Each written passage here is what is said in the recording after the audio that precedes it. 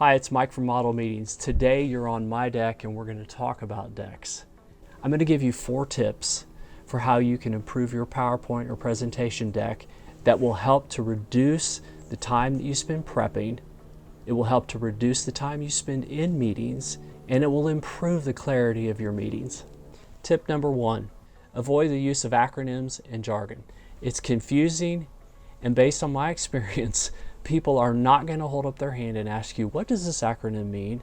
Or I'm confused, that they just won't do it. They don't want to look stupid. So avoid the confusion, spell it out, and don't use jargon and acronyms.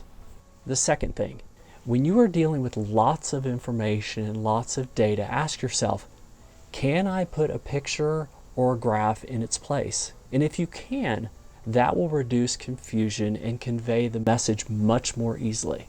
The third tip, consider putting the purpose and what you're wanting to accomplish early into the deck. Don't put it halfway through. Don't put it at the bottom and make people go the entire presentation trying to figure out what in the world am I trying to accomplish. Put it up front. Don't leave them guessing. And the fourth thing is, always remember, less is more. Don't put all the gory details about how you arrived at a decision or how you collected the information and make the deck grow and grow and grow.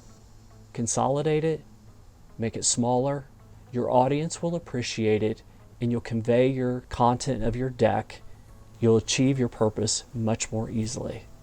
Good luck in applying these 4 tips.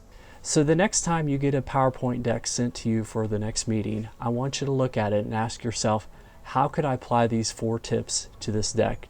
And when you do, let us know in comments how you've applied these. Also, if you're having other frustrations in meetings with decks, I'd like to hear about those. Let me know and we can have a discussion about those and maybe include those in an upcoming video.